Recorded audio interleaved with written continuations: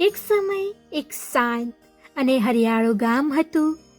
ગામની છેક લીમડાના ઝાડ પર એક સુંદર ચકલી અને તેનો પ્રેમાળ ચકલો રહેતો હતો. બંને રોજ રોજ મીઠા મીઠા ગીત ગાતા, દાણા ચકતા અને ભવિષ્ય માટે નાનું મકાન બનાવવાની તૈયારી કરતા. ચકલીએ પોતાના પગથી એક નાનો માળો બનાવવાનું શરૂ કર્યું.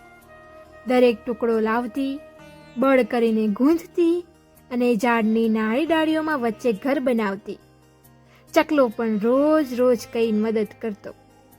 ક્યારે તો દાણા લાવતો, ક્યારે તો પાણી લાવતો અને ક્યારે તો ચકલીને આરામ કરવાનું કહેતો. ચકલીનો વિશ્વાસ હતો કે પ્રેમ અને ધીરજથી બધું શક્ય છે. તેને તેના ચકલાની મહેનત પર ગર્વ હતો. થોડા દિવસોમાં માળો તૈયાર થઈ ગયો. હવે બંને ખૂબ ખુશ હતા. દરેક સવાર સુંદર હતી, દરેક સાંજ શાંતિભરી હતી.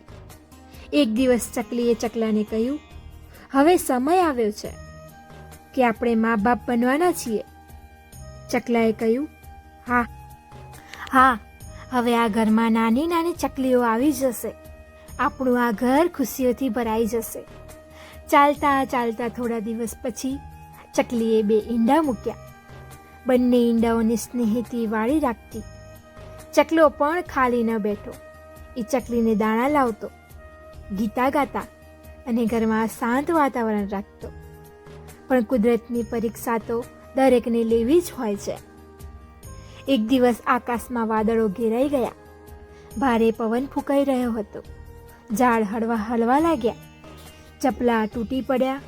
ચકલીએ ડાળીઓમાંથી લપસી. પાંદડા ઉડી ગયા.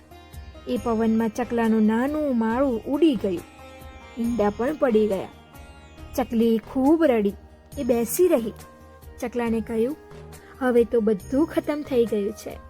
આપણું સપનું, આપણું ઘર અને આપણા બાળક. પણ ચકલાએ શાંત અવાજે કહ્યું, હવે નહીં રડવું. આપણે ફરીથી શરૂ કરીશું. તું જ્યારે ઈંડા મૂકવાના હતા એ પણ હું સંજીવની બનાવી શકતો નહીં.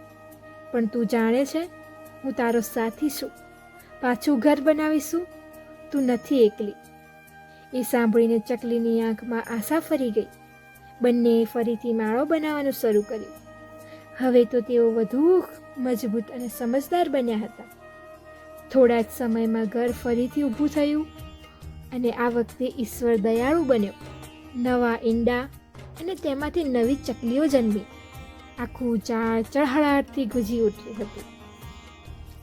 વાર્તામાંથી મળતી શિખામણ: જીવનમાં દુઃખ આવે કે ના આવે, પણ જેઓ સાથે છે તેઓનો સહારો આપવો. દરેક નુકસાન પછી નવી શરૂઆત શક્ય છે. પ્રેમ એ માત્ર લાગણી નહીં, પણ સાથ અને સમર્પણ પણ છે. જીવનમાં ઉતાર ચઢાવ આવે છે, પણ સાથ હોય તો બધું જ સરળ બને છે.